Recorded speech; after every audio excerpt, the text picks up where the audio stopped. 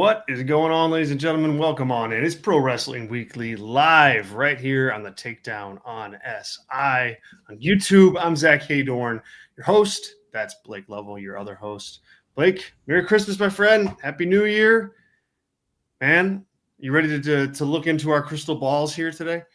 Oh, it's going to be fantastic. I always love these. Just throw out any kind of wild predictions you can, see if they come true in professional wrestling, because the thing is, you just never know. So, this is probably one of like the funnest, exciting times of the year, just because again, you can kind of play. Hey, let's see. What if this happens? I could maybe connect this together and think this may happen in 2026. But yeah, it's kind of a fun thing to do. I'm excited as well, and I feel like I've got like some out there, predictions, some out there things that could happen in 2026. But also, as I like look at my list here, I'm like, well, I'm also probably playing a little bit too safe. Probably playing it a little too safe, knowing what we know about the wrestling industry and how wild it can get at a moment's notice. We're also going to take a look at the AEW Worlds End pay-per-view that was this past Saturday night. Got two different perspectives on that. Blake, obviously watching on TV. I was in the building, so we can chat about that and talk a little bit about that show. And obviously that's going to weave into our discussions about 2026 because it's set up a lot of stuff for AEW heading into that new year. But first, this is Pro Wrestling Weekly. We're live with our flagship show here on the Takedown on SI on YouTube every single week. Typically, this show is on Thursday afternoons, 12 Eastern is when we're usually live with the show on a regular basis. The holidays kind of are switching that around, but we wanted to make sure to get these shows in. So we're doing it a couple of days early to accommodate the holidays, but really glad you are here with us. If you are watching right now and have not subscribed to the channel, hit the subscribe button right now. You're not going to want to miss all the stuff that we've got dropping. We had a brand new interview. Rick Ucchino today dropped an interview with Kendall Gray. She'll be wrestling for the NXT Women's Championship at New Year's Evil in a week. It's a really great interview. Kendall Gray was awesome. She really gave some great insight into her career and where she's at and what her goals are. It's all there. So check that out. Subscribe to the channel. Also, if you're watching, hit the like button. Helps us out, helps us grow, helps us get into other people's feeds. And so we thank you in advance for that. I've got the live chat up and running. We've got Sean, who's already in there. Sean, what's going on, man? Sean says here, what's up, Zach and Blake? Happy New Year, everyone. Yes, Happy New Year, Sean. Thanks for being here, man. If you want to rant, rave, ask questions, drop it in the chat, and we'll try to get to as many as we can. If you want to make sure that your chat gets read on the air, make it a super chat. Throw a little tip in the tip jar for us, and make it a super chat, and we'll make sure to get to all those by the end of the show. So, with that said, we'll go to our 2026 predictions in a bit, but let's start with World's End, Blake. The last AEW show of 2025, the Continental Classic was a big selling point for this pay-per-view. Like if you were going to buy the pay-per-view, you probably more than likely were interested in the Continental Classic. What did you make of how that finished out on the show? We had two semifinal matches. We had Kyle Fletcher against Jon Moxley and Okada against Takeshita. And then in the finals, Okada wrestled Moxley. Moxley gets the W. So what did you make of that finish and the decision to book it that way? And how were those matches in your eyes? Yeah, I mean, what a interesting final four it was. I figured we were getting the final we got with Okada and Moxley. It just seemed to be the one that made the most sense. Things considered, if you were gonna, I think, go the route that I seem to think they're still going, but they are clearly going to slow burn this a little bit more than probably we thought in terms of I think the expectation for a lot of people was that the turn was coming, on Moxley. And that's where hey, maybe that's too predictable, right? Okada wins, Death Rider's turn on Moxley. That's kind of, it seemed like 95% of the story for a lot of people was that it was just going to be as simple as that. It wasn't. And again, I think Moxley winning means we are now kind of set up to where this thing is going to go a little bit longer. And I don't think everyone's going to be pleased with that because I think, it seemed like we were already reaching kind of that point. And even you and I, before the tournament started, were like, who knows? Like, depending on when they do the Claudio match, could they do something big there? Like, all kinds of things in terms of how it was going to play out timeline wise. So I was surprised that Moxley won the tournament. Not going to lie. Like, I thought it seemed like it was going to be Okada. But I just got to assume, Zach, that they're just waiting to pull the trigger here and eventually do this turn. But I think, to me, the two semifinal matches I thought were maybe as big of a story because of a couple of reasons. One, I think Kyle Fletcher was easily the MVP of the tournament. Oh yeah, no question about it. I mean, he's just tremendous. And I think, again, you're talking about a guy that when we make our predictions here in a few, I may have a Kyle Fletcher prediction because I just think that when you look at kind of where he's at right now, and I thought the Fletcher Moxley match was easily for me the match of the night. And I could have said that about Fletcher, and we mentioned the speedball match last week. There were just so many that it seemed like every week he was of all the tournament matches, he was in the best one of that week, no matter who it was against. Yeah, I mean he just was excellent, and so I thought that was kind of a big thing. And I did not really ever think that he was gonna win this thing or probably not get to the final. The way it's set up, again, I was pretty sold on Okada Moxley, just didn't get the winner right. And I think the Okada Takeshita match, if you remember back to before the tournament started, we were making our picks, and I said one of the issues with that in terms of how this is going to play out with who finishes where is that you don't want to do this match unannounced. You don't want to go into Worlds End without being able to promote this match. And so I kind of am glad they did it the way they did. And I feel like for some people it's like, well, this was a little underwhelming. And the finish was, let's call it what it is, a bad finish. But I think the match as a whole, if I can look at it and say that's match one of what is clearly going to be a series now between these two, that's not the big match you're building towards. And I don't know, for some people that may be like, well, then why did you do it now? But I think knowing that you were going to get multiple matches out of this, and now, the heel winning the first one just makes the most sense to me. So I kind of liked it for what it was, even though, again, the finish was just absurd. But nonetheless, I would say overall, and I know you wrote the piece on the Takedown on SI, overall, I mean, this was, in my opinion, the best Continental Classic we've had thus far. But it did throw us a few curveballs, I think, at the end. Yeah. I agree with much of what you said. There. Yeah, first of all, I wrote a kind of a story on the Takedown on SI grading the whole tournament. You guys can check that out on the website right now. I thought that the two semifinal matches were the right matches to go with. I thought that it left open like the best possibilities in terms of match quality, something fresh that we haven't seen in the tournament before, and those options to me seemed like they had the most, tentacles in terms of ways you can go to book as far as the finishes go. And so I liked that about the finals. Moxley and Kyle Fletcher was a tremendous match. That match, that's like right up my alley in terms of, for me personally, my personal pro wrestling tastes. That is like a near perfect match. Like, it felt like they were fighting the whole time. Like, it didn't seem like it was a choreographed dance number. It was like intense and vicious. And also you got to see like Kyle Fletcher, work up to Jon Moxley's intensity level, which I thought was fun to see. I also thought the finish to that was wonderful with Fletcher's hands on the referee and then just slouching down, like just well sold by him. Great match. On the flip side, the Takeshita and Okada match, like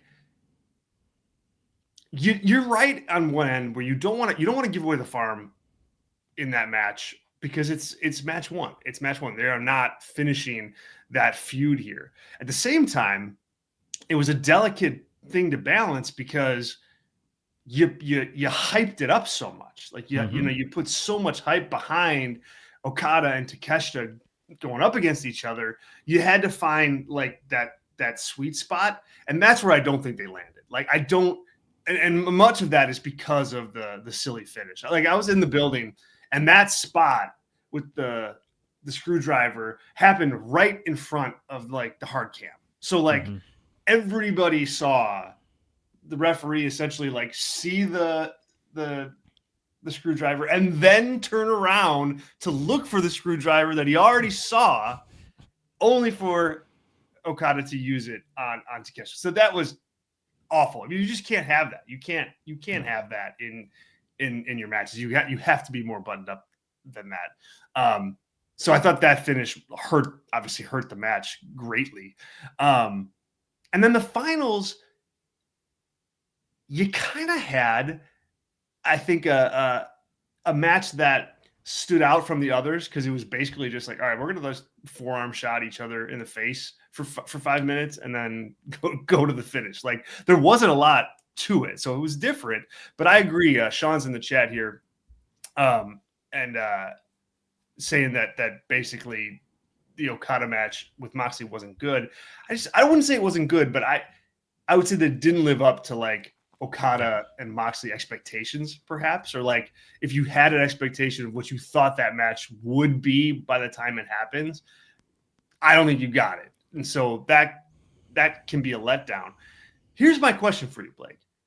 Because we didn't see a heel turn by the Death Riders on Mox, and we saw them in the ring celebrating with him as he cut the promo at the end of the tournament about, it being their job to wrestle and to give it their all. I mean, that was a babyface promo. Is the Death Rider group now collectively like a babyface faction? Like, do you think we're still even on the road to a heel turn by one of them? Yeah, and I think to me the answer to that is, how do you want to tie this in with like the Don Callis family? Because if you really think about it, right, it's like, do you want to do the big, because like you've had the conglomeration and all this other stuff, but do you want to do the big Death Riders, Don Callis family tie in somehow of like getting these two? Yeah. That to me is like, what are your plans for both groups? Because they may tie into each other. Right. And that's what I'm curious about. And I guess give them credit. Like, I don't know. Like, I think it's I don't have a pretty strong answer on that.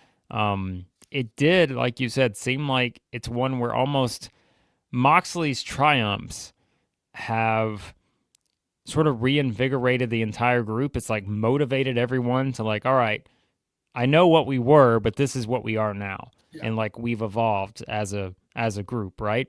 And now, is everyone on the same page? Probably not, because again, like I think there's the whole pack dynamic, and all those things. And so I'm not sure where they can go from here. And I don't completely disagree with Sean of like, how can the Death Riders be baby faces here? It's a hard sell. Yeah. But I will say the group itself is a hard sell, but like Moxley is not that hard of a sell.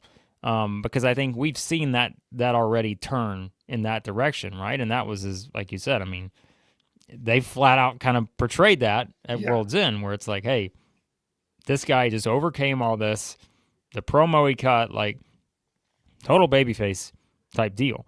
So I don't know, because I'm thinking like, can Wheeler Yuta be a babyface? Like he could be, but like in this iteration, I don't think so. Again, Pac's kind of the same way. I'm like, I don't know. Like Marina Shafir, I'm like, there's not really like your traditional baby faces there. So I'm curious. Like, at least I will say that they have my interest, because I don't really know where they go from here. Because again, this seems like a much slower burn than I was expecting. Me too. Sean said here in the chat, you need to tell a story with Mox turning face, not just him winning a tournament that he gave his life for. He tried to suffocate people and set people on fire. Are we just supposed to cheer him now? Yeah. I mean, like, Sean, I think that is a good point, and I think that's what they're asking you to do. I think they're just asking you to be like, well, Moxley's really cool, and so we're so just cheer him now. Like, I genuinely, and I'm not saying that's a good or bad call. I mean, yes, ideally you'd have a story, but I think what Tony Khan would say is, well, that story played out in the tournament. Like, Moxley kind of found himself again in the tournament. He turned in the tournament over the last month and a half. I think that's what he would say. My question here is, I think I can't believe I'm saying this. I literally can't believe I'm about to say what I'm going to say. But I think that the Death Riders with Mox probably should be a babyface faction at this point, because I just don't see, like, what's the singles match that you're building towards with Moxley on the other end. Like, Mox against everybody in the Death Riders. That's a low card Dynamite match. Like, Moxley against Claudio, Moxley against Yuta, Moxley against Pac, like Moxley against Garcia. Like, all of those matches are like middle of the card stuff. Like, I don't think any of that stuff is like a major pay-per-view match. So you don't have that like go-to singles match. It's not like, Kyle Fletcher or somebody on the come up is big, waiting in the wings in that fashion. They don't have that person right now. So without that, I don't even know how much a heel turn on Mox really lands, because they don't have that key match in there. And I think, to me, like, the thing I'd be most interested in seeing, and again, I don't think this happens, but I mentioned like the evolution of the Death Riders, because we've seen kind of the evolution of Jon Moxley. Like, I think, to me, it's where it's like, if you're going to go this route and convince people that, yes, the person who's tried to suffocate people and, all this. It's so ridiculous. Well, and I'm like, at the same time, I'm like, AEW's biggest babyface of the past year burned a man's house to the ground, and so I'm like, it's kind of par for the course here. So I think from that perspective, like, I'd be fine with like the evolution of the group itself, meaning like, all right, hey, how many times have we seen, and this is where it's tough, but how many times have you seen a heel group over the years evolve into being a babyface group? And to do that, not just having everyone kind of change their morals, but eventually it's like, okay, we replace people, right? So someone else is out, like, you bring someone else in, you kind of get to the next evolution of the group, and I don't know how you would do that, right? Because that's, to me, again, it's like, Wheeler Yuta and Daniel Garcia. Like, Garcia just kind of got brought into this thing not that long ago. Yeah.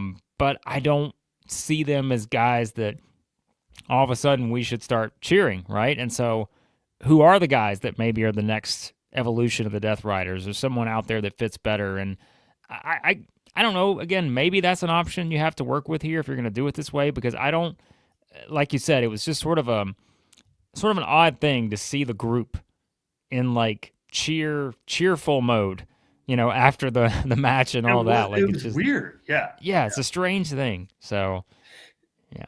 Sean here says, and rightfully so, pushing back on my points, is that just doesn't make sense. Even though I see what you mean, they better tell a convincing story. Yeah, so I mean, I'm not arguing that my point makes sense, because it really doesn't. It's kind of like the John Cena babyface turn at like ahead of SummerSlam. It's just like, oh, we're here, and that's where we are, and that's not great.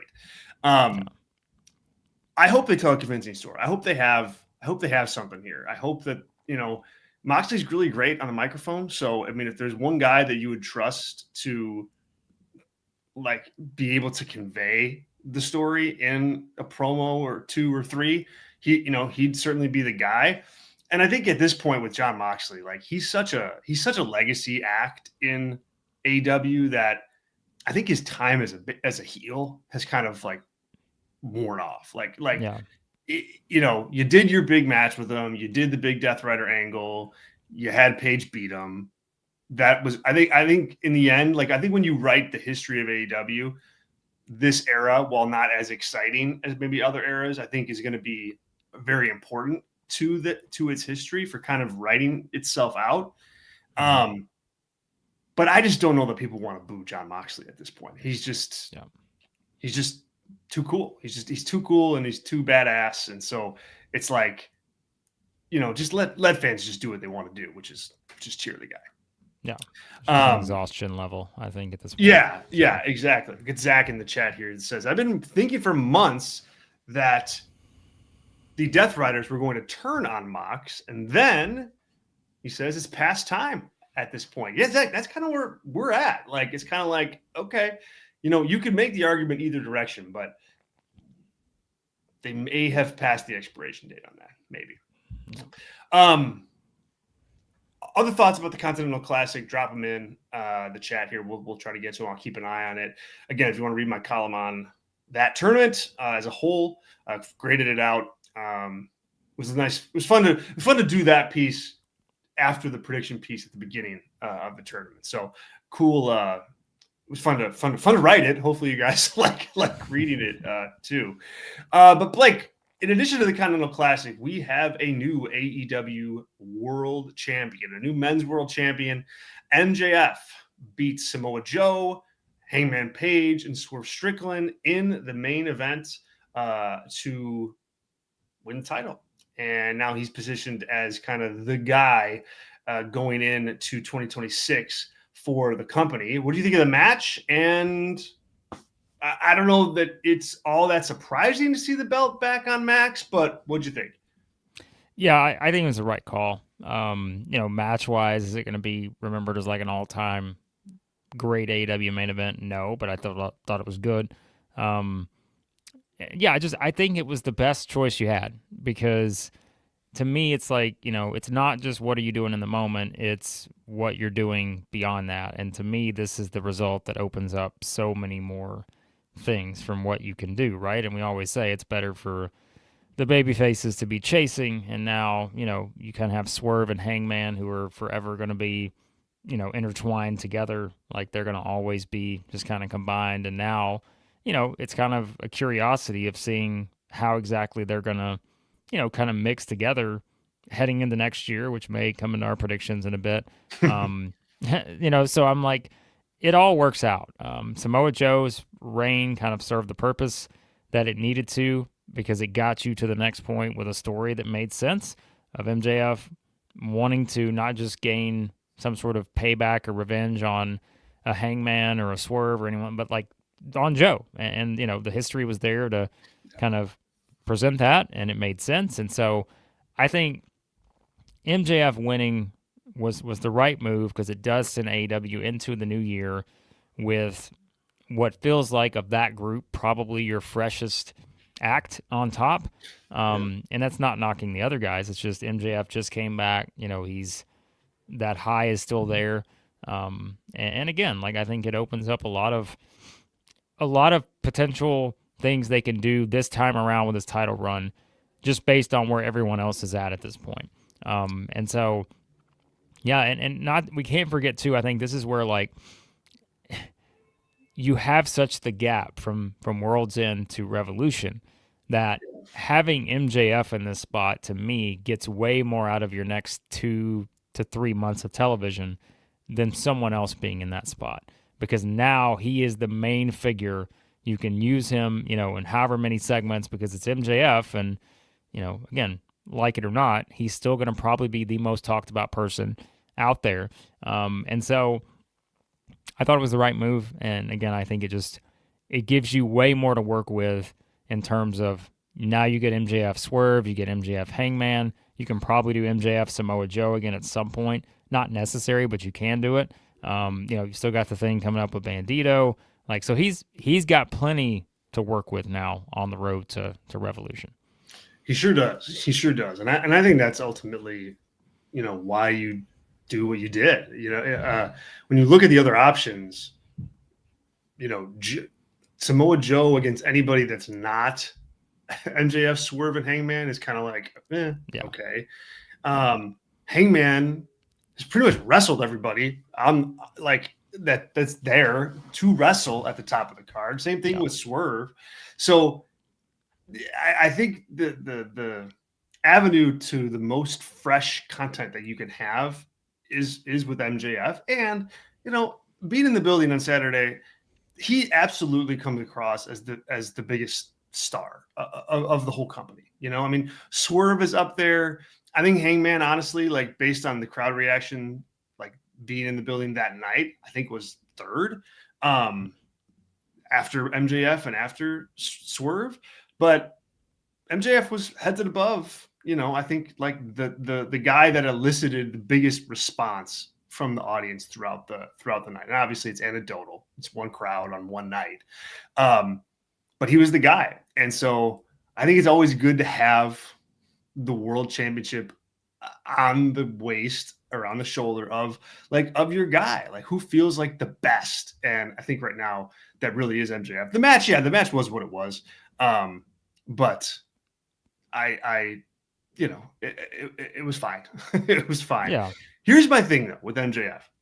I would really like to see MJF like pick a lane and like not alter his character, but recognize what doesn't work for him as a heel anymore. Yeah. Because the guy, when he is out there trolling people, with the one-liners and the zingers and whatever, the crowd eats that up. The crowd loves that. The crowd pops for that in a babyface way. Call me old school, but I would like to see him be less of a troll and more of a heel. Like recognize that, hey, 2 years ago, 3 years ago, these one-liners were great. It got me heat, but you gotta change your gimmick when it's not working. And he's getting the pops, but he's not getting real genuine heat. And I would love to see that come out here. We got Derek commenting on this. It says, as someone who no longer watches AEW and hence is more of a casual observer from afar, my lingering question is, has MJF peaked? His act feels played out. Zach in the chat says here, MJF needs to put more effort into his promos. He's talented enough to not have to build in an edgy shot. That's exactly where I am. I'm both of these things. I just think MJF he's good enough to not have to do that and to pivot and to really try to draw money with heat. And yes, that means taking stuff out. I think in the long run, that's how you get more money out of that guy. Well, I'm going to bring up two names here, and please don't anyone run with this and say that I'm saying that MJF is the next this guy or that guy. But if I am thinking of like heel type work, and the only reason I'm mentioning one of these, Zach, is because I was watching random videos the other day, and I was like, not forget, but you hadn't watched someone in a while. You're like, my gosh, this guy was just so perfect. Yeah. But like, to me, if you're saying like, all right, MJF needs to move beyond this stuff and be more of like that great traditional type heel who can go in the ring. Like he has the in-ring ability to tell the stories, the psychology, all that stuff. I'm like, okay, like the simple layup is like, okay, be more Ric Flairish, right? Like be more like Ric Flair. Just be the guy that, okay, he lets his work do the talking. Yes, he still has some one-liners that people are going to be all over, and he's going to sound great, but he does it in a way that's more like confident versus I'm just taking shots or I'm just doing shock factor type stuff.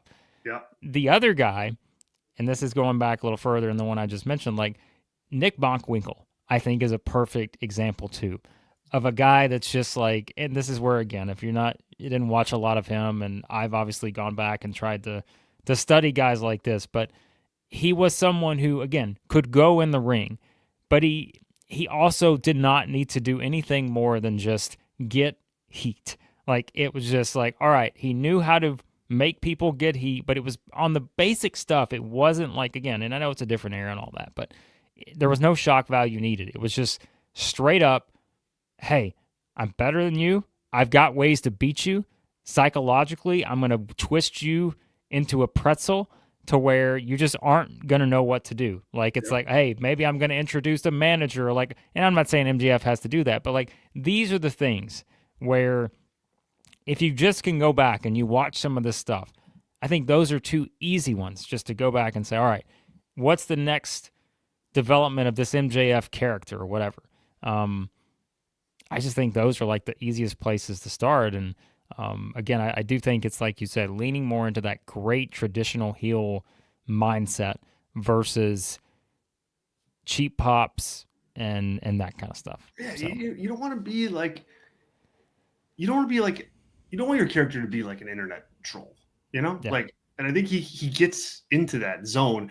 Nick Bockwinkel's a tremendous comparison point. I mean, yes, if I'm MJF, I am looking at all three. I'm looking at Ric Flair, I'm looking at Bockwinkel, and I'm still looking at Roddy Piper, and I'm trying to find a way to bridge all of that together. 100%. And I think I think that's where the money is. Like, that is where the money is with him. I mean, and if you do it right, and we'll talk about this in predictions here, but you've got MJF, or you got Swerve and MJF waiting there. You got Paige and MJF waiting there. You got potentially Ospreay and MJF waiting there. Moxley, if he stays on his path, like, that's 4 huge matches that you can do in 2026. So, and to get the most out of it, you just want a guy who's interested in getting heat and not, getting the oohs and ahs on social media. All right, last thing about World's End on my list anyway is I thought the women had a great night for the company. I mean, when I was talking before about the biggest reactions, MJF, Paige, Strickland, those are your top 3. Mm-hmm. Babes of Wrath were right after that. They got like a genuine like babyface reaction. Like, they kind of like that white meat babyface reaction in terms of they're just the good guys, and they're out there, they're doing their thing. But I'll tell you what, man, that the audience is really on their side fully. And that's with Mercedes Moné and Athena on the opposite side of the ring. So I thought that stood out. I thought that was a good match, and I'm glad that they're just leaning into that team element of Babes of Wrath. Like, they're better than everybody as a team. Like, maybe not individually, but when you put them together as a team, they win and they perform. So I really like that. And then I thought the women's world title match was tremendous too. It was in an awful spot on the show. It's like at like that 3-hour mark where the crowd's tired and like they know there's big stuff coming, so they're in the bathroom or getting a beer or whatever. But man, Jamie Hayter and Chris Statlander were determined to make sure that their match resonated, and I think they decided, okay, we're just going to beat the tar out of each other in order to get there and to find that. But it worked. They hooked that crowd at the end. I'm glad Jamie Hayter's okay. I still think it was the right move to keep Chris Statlander with the belt, but I thought it was just a great night for the women's division on both ends. Yeah, I mean, I think you could say, like, and this probably is for wrestling as a whole, at least with the top 2 we talk about the most, but like the women's tag team divisions, like one of the biggest success stories of 2025, just based on kind of where it was earlier in the year to where it is now. And I think, like, it's so hard, and how many times do we hear wrestlers say this in this era, where it's like, it's so hard to just be that 100% true babyface. Yeah. Like, it's really hard these days. But connecting 2 people that I think do it as easy as anybody in Harley and Willow, like, it's just worked. And I know, like, Sean says, hey, it's not for him, and there are other people who probably say the same thing, but I look at this and feel like, man, they were absolutely the right call to be the first champions for this. It just seemed like the momentum was building there, and I think it's one too where it's like, again, by themselves, like in singles, I don't know that their programs right now would be anything, not necessarily of note, but it would not be above whatever's going on with Mercedes, whatever's going on with Statlander, whatever's going on with Tony Storm and all that. But by being the champions and being able to now, have a victory over Mercedes and Athena again here in this match, like, it does give them that extra something to where, I don't want to make this comparison either, but I'm like, if you're talking about like crowd engagement, right? It's not Jey Uso, but if you really look at it, I'm like, okay, you have to have people who are engaging the crowd. Like you got that, and I know it's like again completely different with Jay. Like, but honestly, I'm like, okay, all the yeeting, all this stuff.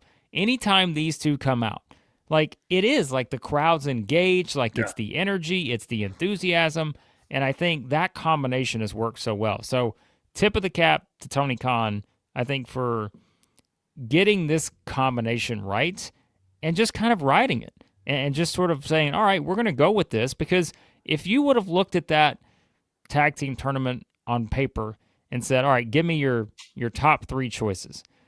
I think a lot of people just based on the combination of top stars would have said, all right, well, Tony and Mina could be one, like Mercedes could be one, like even the Marina and Megan Bain combination just felt like they were kind of that monster team that, okay.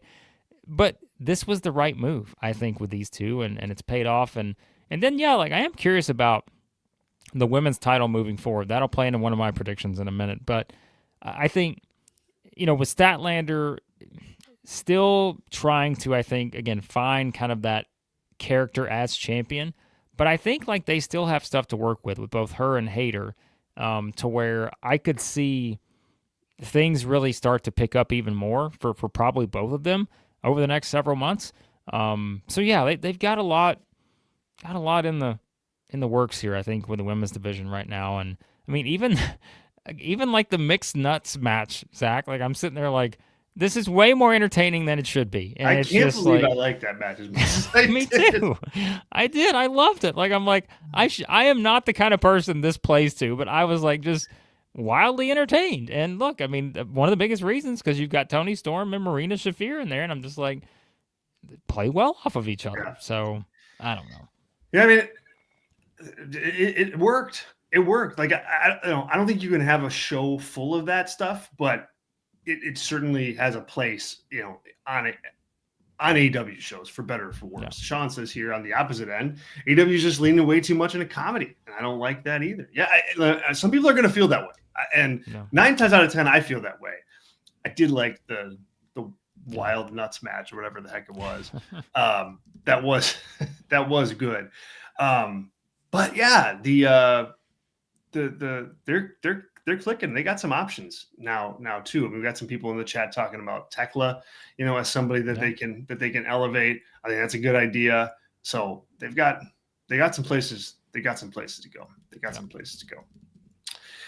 This is Pro Wrestling Weekly. We're live with this show, Blake and I, on Thursdays usually. Thursdays at 12 Eastern. So we're a little bit off schedule these last couple of weeks because of the holiday. But thank you to everybody who's joining us. We got a wild live chat going with Zach and Sean and Derek and a bunch of other people.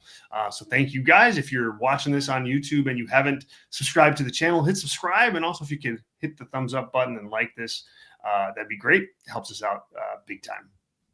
Let's move on to some 2026 predictions. Blake, this should be fun. I figured we'd spend time in each major company, a little time in WWE, a little time in AEW, and then anything else that anybody that wants to toss out in the live chat here in terms of topics or big predictions, get them in, and we'll definitely read them here on the air. But for WWE, they seem to be heavily investing in Bron Breakker. I mean, I think Bron Breakker is going to have a big 2026. I think that when you look at, the storylines that are available to him in 2026, they're pretty massive. I mean, you've got this thing with CM Punk that is already going on. They've teased something with Breakker and Roman Reigns already. You've got Bron Breakker and Seth Rollins to do, whenever Seth gets healthy and comes back.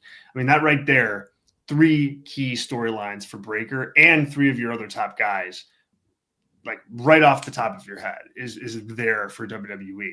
Also, I think when I look at the year, I think Gunther has to have a big year. I mean, if he doesn't, if we're sitting here doing like the postmortem on 2026, and we don't bring up Gunther in a significant way, I think that's a massive miss on the part of WWE, given what they gave him at the end of 2025 here with the clean tap out win over John Cena. And I think, right now you talk about trolls, like I think he is kind of more in that troll zone right now. I'd like to see him actually get involved with something, but that said, I do think he's going to be a major part of the 2026 story for WWE. So those are kind of my 4 storyline angles that I think we're gonna see play out. What's on your list? Yeah, I think it starts with Gunther in terms of, the retirement tour this upcoming year. I think that will be one of the biggest stories is when are the retirement matches for AJ Styles, Brock Lesnar, which we assume the Brock one's going to be at SummerSlam. Yeah.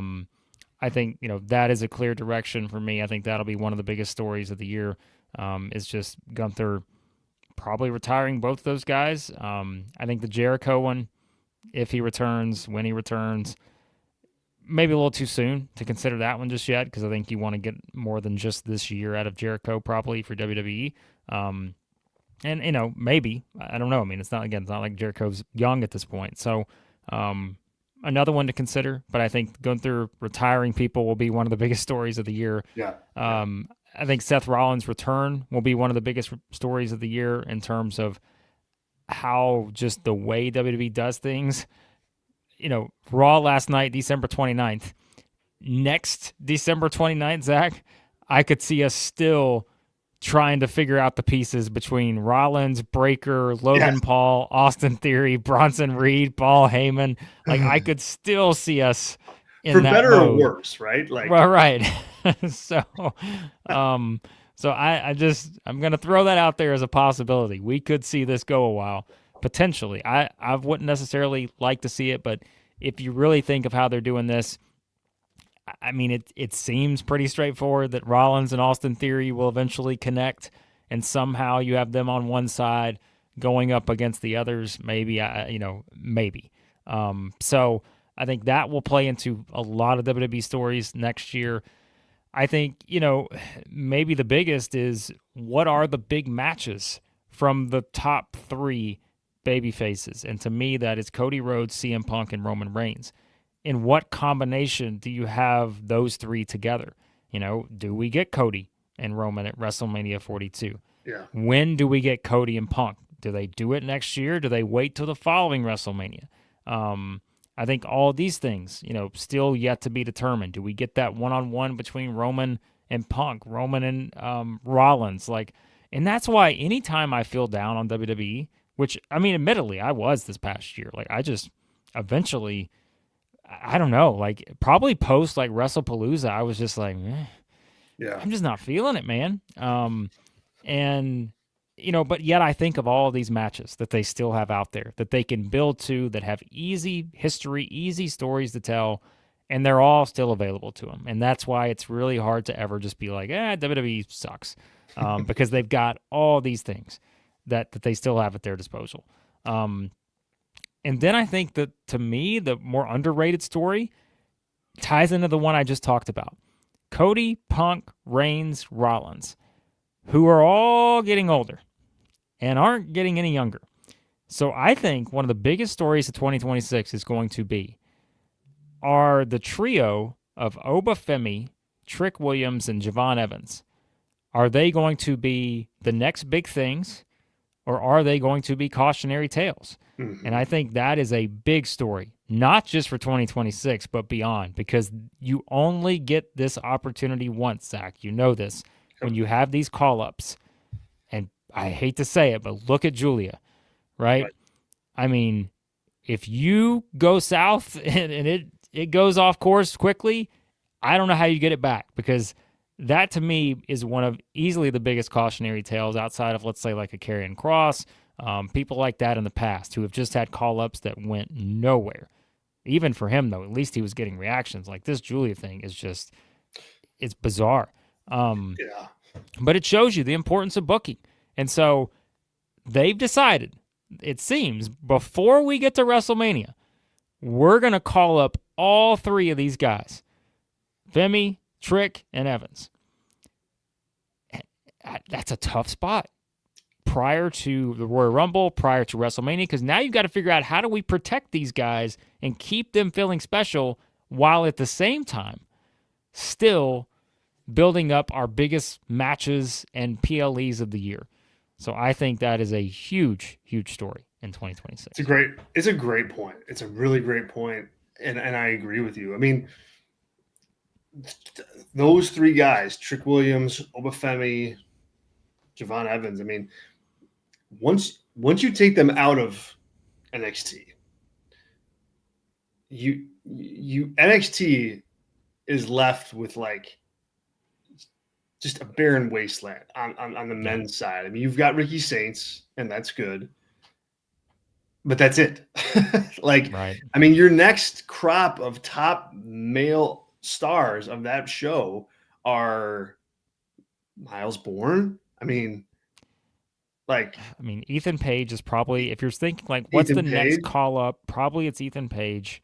But like, it's Ricky. I mean, one of them's not even in the company. It's Leon Slater. Like, yeah, seriously. I mean, he'll be there eventually, but I mean, yeah. But so to your point, like, if you take those guys out of the NXT and you bring them up and they don't matter, you really don't get much out of them. And I don't think that all three of those guys are going to be like Bron Breakker level stars, but one of them should. Like, one of them like needs to be, whether that's Obafemi or any of them, really. Like, anybody that you want to position, you need one of those guys to kind of be like a staple part of your show for years to come. Because you just don't have like the backfill on that. So I think it's a really good point to call out. You know, how do you use these guys? Like, Obafemi is the biggest question mark to me, not in terms of whether or not he's a big star, but in terms of, is there a spot for him in 2026? Because like you said, you've got Seth, you've got Roman, you've got Cody, you've got Punk, you've got Brock, you've got Gunther, you've got Breaker. Like, that's a crowded LA Knight, the Usos. Like, these are all people who are getting TV time, like it or not. Like, they are all going to get plenty of time. Right. So, and it's crowded. It's really crowded. And I think Obafemi is a guy that, like, how do you not bring that guy in and like just drop him in at the top? Like, it would be bizarre to see him anywhere else at this point. I mean, it's just he's like Drew McIntyre in that regard. The guy just like looks like he's got to be in the main events. And if he's not, then what are we doing? With Javon Evans, I think you can get away with more of a kind of underdog run, like he's a guy that I think can take some losses. You can like slow burn that one. Yeah. And then Trick's kind of in the middle. Like, he's kind of, if he ends up like Carmelo Hayes, I wouldn't be surprised, but that's not necessarily a knock. It just means that they're not going with you at this moment. Femi's the guy that I think you get right. You have to get that guy right. And you have to get him, I would not be bringing him up unless there are clear plans in 2026 to make sure he's a top guy. Yeah. It's great. And I think that's what I like about that trio of guys. They're all different. I think they all have different strengths. Like, Femi has the presence, has the star power that the other two don't have. Trick has the charisma, I think, that the other two, and I say that somewhat loosely because Javon Evans, I think the charisma is clearly there. Obafemi has charisma, but he doesn't have to as the like monster beast type guy. But like, I think Trick's charisma is going to be the thing that where he has that presence where even though, and I've seen some of the people mention in the chat, and I don't disagree, like the in-ring stuff, yes, can leave a lot to be desired. But folks, we just saw Jey Uso have a career year in 2025. And a lot of that was just based on, can you come up with catchphrases? Can you get the audience to engage with your, kind of, again, charisma type stuff? And I think Trick has all that. And again, we'll see how he's used. Probably at the beginning, it's more so in that Carmelo type range. But I still think he has the size, though. And that's something else I'm never going to discount in WWE, whether it's Triple H, Vince McMahon, whoever running the show. And then, like with Javon Evans, I kind of see him, and it's not the exact same, but like, to me, like, he is the Jeff Hardy type style where it's like, this is going to be the guy that could be the most talked about guy on every show just based on his ability, like his actual skill and high flying stuff and all that. And he's got the thing about him, right? Is like, there's also a clear difference. He's years behind the other two. Yeah. But yet, I mean, I think that's something. And look, just to quickly, like I know Derek brought up, yes, Jay had longer as the singles run Good was point. within the bloodline, all that. Understood. But I'm saying it doesn't take much necessarily to flip the switch with the audience. And what I think is that with Trick, he has the little charismatic things that will get over with an audience if put in the right position. But again, a lot is, are you put in the right position? Like a lot of it has to do with the booking too. You know, if Jay's not front and center in the bloodline story for as long as he is, he's probably not getting that situation either. So yeah, like a lot goes into it, but I'm so focused on those three guys because the numbers probably tell us one of them at the very least is going to fall by the wayside. But like you said, I think the one that cannot be is Obafemi because I think he's the most ready main event WrestleMania style that there is. So, do you think that this is going to be, you know, you mentioned the importance of getting Femi right and like just that you have these guys coming up, but Bron Breakker is there now. Like he's up there. Like, is he going to be wrestling in a WrestleMania main event this year? What's your take on Breakker, and then parlay that into like what are the WrestleMania main events? Let's have some fun and let's try to predict those right now. I know Both nights. I feel like we've talked about this. It feels too soon to have Breakker beat Punk next week. And I you know what? I just said that 3 weeks ago, but hearing him the last 3 weeks, I'm like, this dude feels ready. Like it's like if they make the decision to have him win, I would not be upset at all. I just think his promos have been excellent. I think he's gotten the best out of Punk, the serious Punk. You brought that up multiple times. So do I think he main events this year? I'm going to take the cop-out answer in that, is Seth Rollins ready or not? Like, because I think a lot of it depends on that. But, like, sure, I could see them doing Breakker. Well, I guess they'd have to be Breakker and Punk, wouldn't it? Yeah, like, that's the issue. There's so many balls in the air with it because you got the Royal Rumble. I mean, like, yeah. I think they're doing Cody Roman. I'll say that. I do think they're going back to that. I think they're going back to that too. And I know our chat is kind of beating that up. Sean says here in the chat that we just don't need Cody and Roman. Man, I kind of think we do. I kind of think we do need Roman and Cody. I think we need the definitive kind of trilogy match. You know, you had two huge main events with them. I think there's a compelling third act that's left between them. And, you know, you take all the other stuff out of it. Paul Heyman's out of it, finishing the stories out of it. It's just top guy Cody against top guy Roman.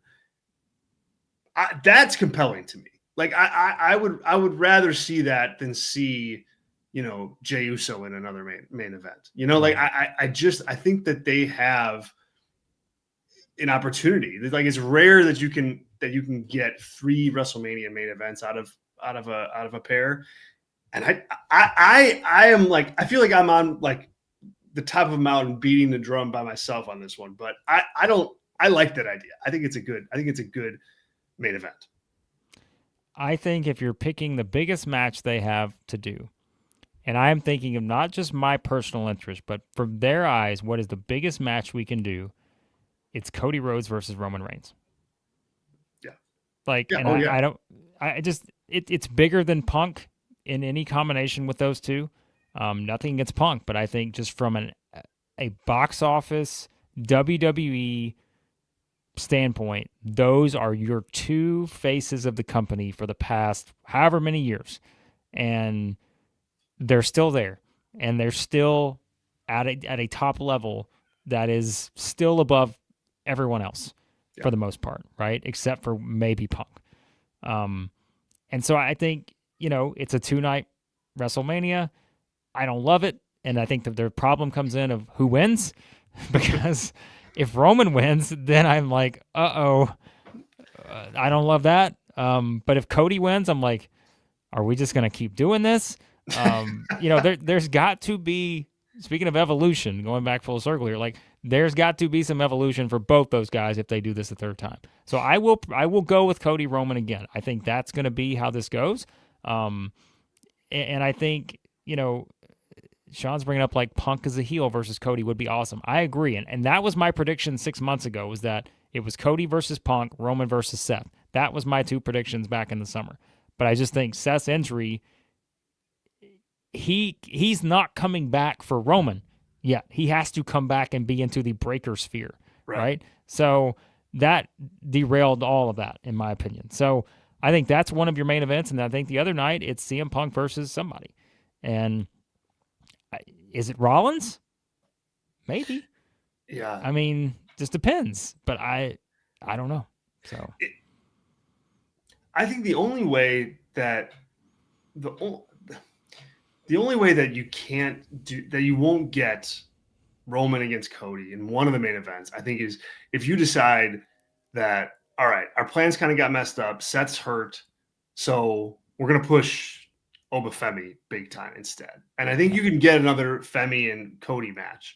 I mean, I think that can be, I think, a top level match if Oba has the right entry. And it's got to be really good. It's got to be really good. It's got to, it's got to be Royal Rumble win. Like I think it has to be really built out. But that's the only match I see that can take the place of Cody Roman, because then you can do Roman and Punk. You can do that as your night 1 main event and do Cody and Oba Femi as your night 2 main event. My prediction isn't that, though. I think that one of the main events is going to be Cody and Roman. And then, I know that this is not, how do I say this? I know that this is not like your ideal match, and it's not necessarily fresh because you saw it at SummerSlam, but I mean, how do you not put Gunther in a title match? Yeah.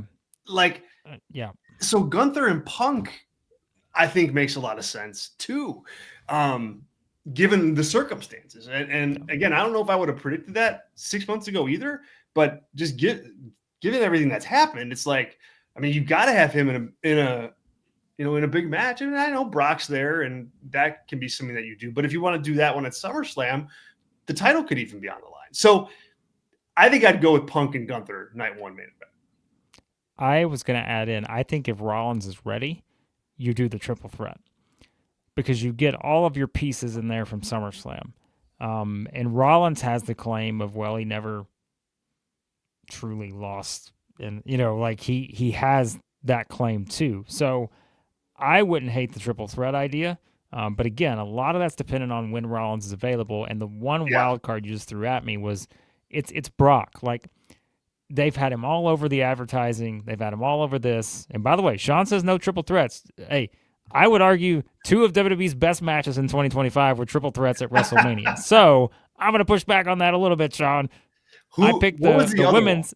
I would say Roman, Punk, and Rollins was. Oh yeah. Okay. I thought that was really good. I really did. I was perfectly fine with that. All things considered. Now maybe the downfall of the night 2 main event made everything look better in comparison, but I love the 2 triple threats from WrestleMania this past year. So, but Brock, like, what else do you do with Brock unless it's Gunther or who? I mean, you could. That's another spot you could do Oba Femi. Oh God, that would scare me. That would scare me to no end if they decided to have Brock beat Oba Femi. Oh my goodness, no, please, please no. Oh. I mean, I'm not advocating for necessarily, but I mean that's a big spot for Oba. I mean, that's a money spot. But yeah, you'd have to be nervous about the booking of that one, I think. Yeah. What about Orton? Cody? Are we ever going to do Cody Orton? Is that ever going to happen? Like, I mean, I don't know.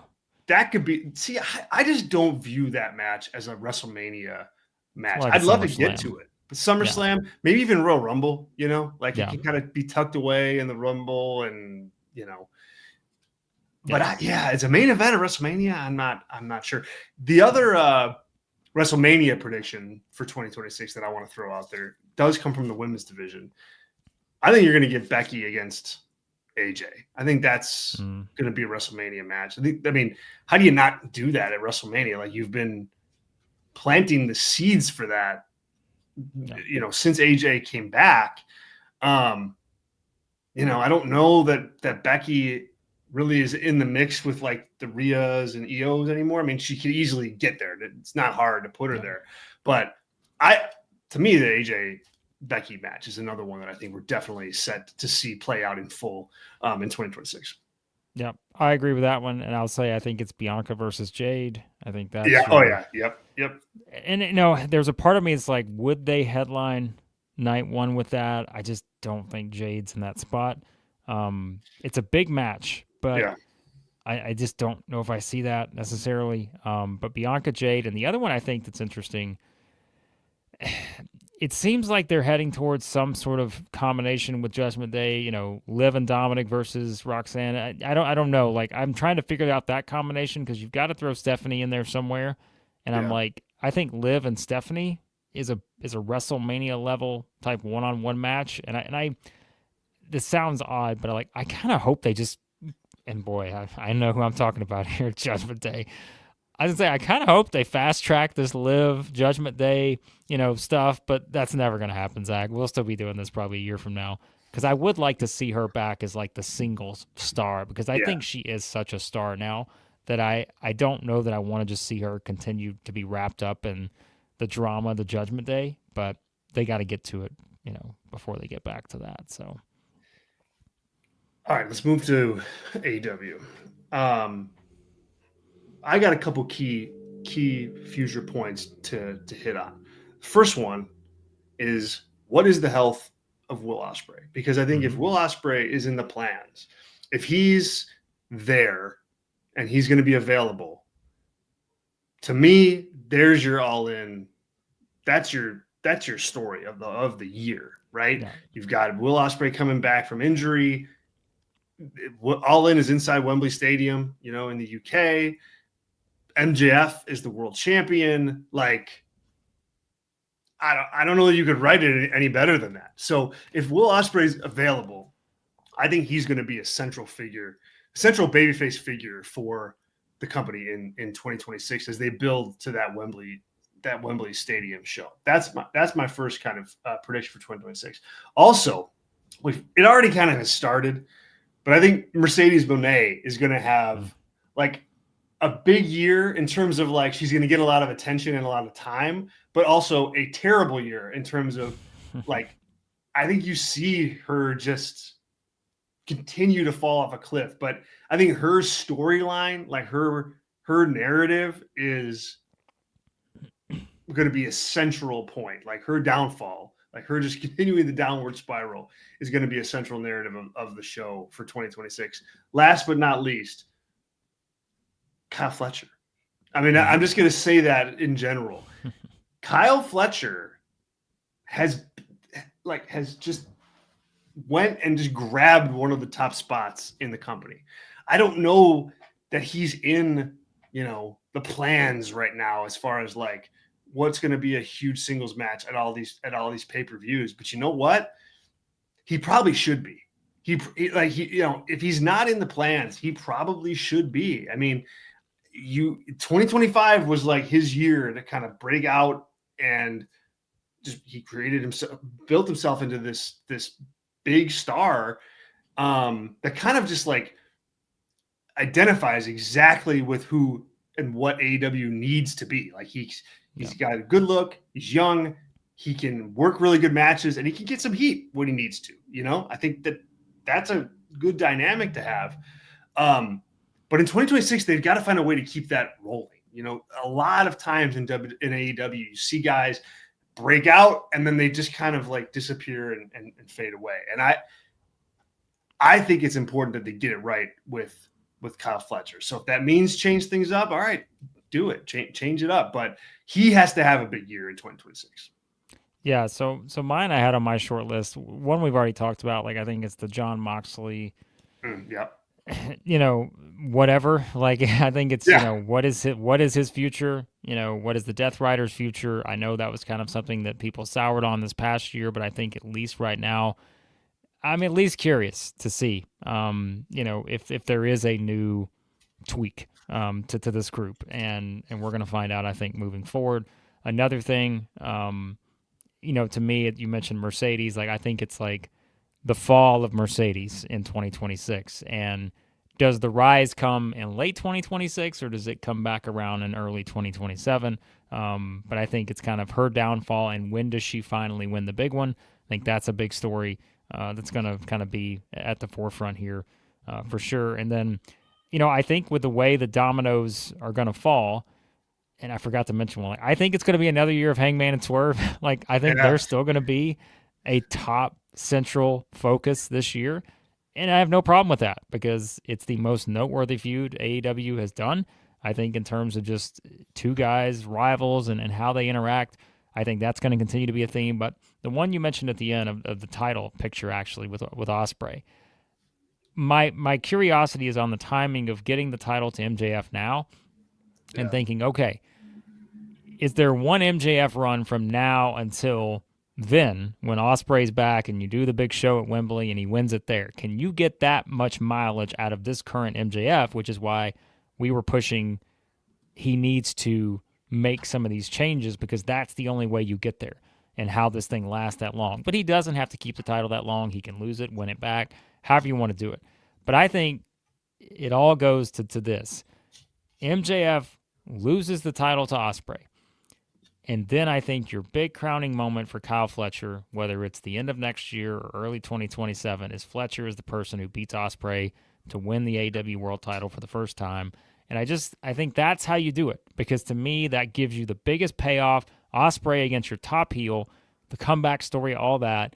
And then Fletcher gets his triumphant moment, becomes the guy by beating Ospreay, by beating, someone that he's been connected to for so long. And we know how Tony Khan thinks. Like, it's a guy who plotted out, however many champions at the start. We're going to get from this guy to this guy to this guy. I think that's the path you get to. The only thing that I'm just kind of curious about is where do Swerve and Hangman fit into that picture? And I think that's going to be kind of a big story here, because really outside of that, Zach, I'm looking at like the world title picture. And sure, I know Joe was just the recent champion, but is there really anyone else that I think fits into that group of like, these are, and this is good for AEW, I think, in a certain sense. These are your guys. Like, they've built up the history together, and you've got a year's worth of stuff you can get out of these guys in particular. Could you have a Takeshita move into there at some point? Sure. Like, after he breaks away from the Don Callis family, like, he becomes like a guy that you see, maybe can he get to the level that a Swerve or an Ospreay got to at some point this past year, right? As they're all kind of building together all this momentum. So I don't know. Like, I think that's your core group, and I don't think there's anything wrong with that. Like, I think it's great to have your identified top stars who are the ones that should be competing for the title, because everyone else just kind of feels like they're not on that same level. And I don't know that that's a terrible thing, to be honest with you. So you should have tiers. Like that's the mark of a good pro wrestling company in my eyes. I mean, I think that's what AEW lacked for so long. And I think all the championships that they have hurt their ability to do that, because there's so many titles that it's hard to like tier out 5 championships. But you're absolutely right. You have to have that. You gotta, because part of a weekly television show is seeing certain talents. Not everybody's going to do it, but certain talents go from this level to this level to that level, like Kyle Fletcher has done, right? So far. Yeah. That's part of it. That's part of the fun. But in order to do that, you have to kind of have those defined tiers. So I agree with you on that. I mean, you could take the year a couple of different ways if you're AEW, and you mentioned one of them. I also think you could just like make this be the year of MJF until Will Ospreay comes back. Like, and it's like, so that means he beats Joe, he beats Swerve, he beats Hangman, he beats Fletcher, he beats Moxley, maybe he beats Kenny, like, and then you just have people kind of just salivating at the notion of him not, and you have Ospreay kind of come in and save the day. I think that's a possibility too. What like we did for WrestleMania, let's put our neck on the line here and choose an all-in main event. Yeah. I think it's MJF Ospreay. I think the way I see this, if you're picking your all-in top matches, I think that's where you start. I think Hangman and Swerve part whatever would probably fit. If you want to just go all out, and we know it's AEW, they're not, we're not necessarily saving main events for next shows. Like, we won't mind putting them all in our biggest show of the year. Right. I think that's, certainly an option. Maybe the one I'm most intrigued by, like, what's your women's main event on that show? Yeah. I think that's where I want to see, like, does a Tekla, can she become the person that all of a sudden, like a Tony Storm is opposing, this time at All In? Like, is that something you could get to? That to me is maybe the more interesting question, I think. And Mercedes probably factors in somewhere. But yeah, I think it's MJF Ospreay. Yeah. So I do too. That's my pick as well. All right, we'll wrap up here, and I just want to hit a couple news nuggets. We're not going to deep dive really, but I just want to point them out. Brandon Thurston has a really good report out there right now about the WWE and the kind of lawsuit that Vince McMahon and other executives in the company are facing because of McMahon not doing his due diligence and just selling the company to Endeavor. So great reporting on that. I definitely would check it out. We've got a write-up about it on the Takedown on SI with a link to the original source reporting on that. So I would highly recommend that you guys do that. It's a great read. Also, William Regal, tell him guys to be a little safe. Maybe don't land on your heads in a bunch of matches. Who would have thought? I don't think you're breaking any news with that, but apparently this is a talking point. So worth going on your way to read our report on the Takedown on SI on that too. With that said, Blake, name that main event, my friend. Let's do it. The last one of 2025. All right. What era do you want to go to? You want to go to the 90s or 2000s? So we did 80s last time. Let's go 2000s. All right. I'm trying to see here what the best one I have of the 2000s. I was just talking about this year, so let me pull up this one because I think this is kind of this was one of the most interesting years, I think, in WWE history for a variety of reasons. But okay. Let's go. Oh, I'm gonna pick this one. So I don't know. I'm trying to think. Are you gonna get that? But that's okay. We'll go with this one. All right. Let's go with this because this was such a fascinating year. So no, never mind. I think this is too easy for you. I'm not going to go with this one because I think it's too easy. So I'll go with my backup plan on this one. All right. This is a lot of different options here. It was Brock Lesnar defeating The Undertaker in a Hell in a Cell match to retain the WWE Championship. Now, there's actually, I think, multiple options for this being a main event. So, it's a Hell in a Cell, right? That's the important part of this, yeah. Yes. So, that's 2003, I want to say. No Mercy? You were close. No Mercy, 2002. Yes. Damn. No Mercy, 2002. And the reason why I thought this was interesting is because 2002, just such a fascinating year. It is. It really is. So many things happen, and it's like you just forget all the things that happen. WWE changes their name, of course. You had the Rock Hogan stuff. You had the first draft. You had the bouncing back of the title where, like, Triple H wins it, Hogan wins it, Taker wins it, Brock eventually wins it. Like, The Rock had it that year? The Rock, I mean, it was just such a wild year. And I think that was kind of the year where you realized, okay. Austin walked out of the company. Austin walks out, and they flat out just Vince devotes an entire segment They to just buried calling him. this guy out. Like, just pure chaos in 2002. But this was a pay-per-view that, again, I haven't seen it in a while, but what I do remember from this show was the tag team match. And that was Angle and Benoit against Edge and Ray. And this is where, again, like, if there's one thing from 2002, we all know, like, the SmackDown 6, but I think, and look, it's not always easy for me. Like, when I go back and have to watch Benoit matches, it's just tough. I don't like doing it.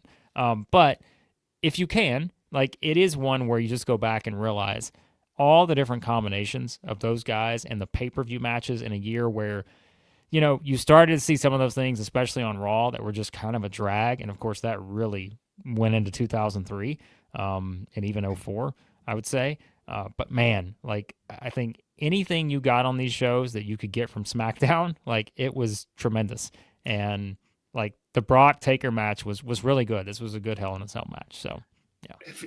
If blood and guts Hell in the Cell matches are your thing, this is one you need to see. Like, Yeah. There's a lot of blood and guts in this one. Yeah. They do not hold back. And I kind of look at it as like, Brock was christened before this, but this was like, all right, you're going into Hell in a Cell with Undertaker. Like, deliver. You got to deliver. Put up or shut up. Not just as like a good wrestler, but as a storyteller, fighter. Like, it's a really good match. It's a really good match. 2002. Yeah. This was the first kind of defining match for him after beating The Rock, because that pay-per-view before, and that's the one I almost went with, but I was like, oh yeah, it was a double DQ finish at Unforgiven between Brock and Taker, which is why they got it to Hell in a Cell. So it was the first kind of defining moment for I him. would have got that one, yeah. Yeah. So, yeah. Well done. Well done, sir. You stumped me. You stumped me. All right, you guys, we're going to put a bow on it there. We'll be back next week, 2026, for the first episode of Pro Wrestling Weekly of the new year. Make sure you're checking out the channel. We got an interview with Kendall Gray up right now. Rick Ucchino just dropped that this morning. Also, check out our 2025 year-end awards. I think AEW mentioned that a couple times, but I'm not sure. I don't remember. I think they did. Check that out. Really cool story. We go through a bunch of different awards. It's a round table awards, and well worth checking out. Also, we just got some other strong news up. Like I said, we got the Brandon Thurston report. Got some stuff up this morning about Roman Reigns at WrestleMania 39. It's all there. Takedown on SI. You can follow us on social media, SI_wrestling. And last but not least, subscribe to this channel. We got all sorts of stuff hitting it all throughout the week. We'll have more into the new year. And you don't want to miss it. So hit subscribe. And if you can, hit that like button. Blake, any final words, my friend? No, an extended edition of Pro Wrestling Weekly. That's how excited we are for 2026. It should be a lot of fun. So it's going to be a big year. It's going to be a huge year. Happy New Year to everybody. Thank you all for listening. Thank you all for participating in the live chat today. That was a lot of fun. And yeah, we'll see you guys next time right here. Pro Wrestling Weekly on the Takedown on SI. See ya.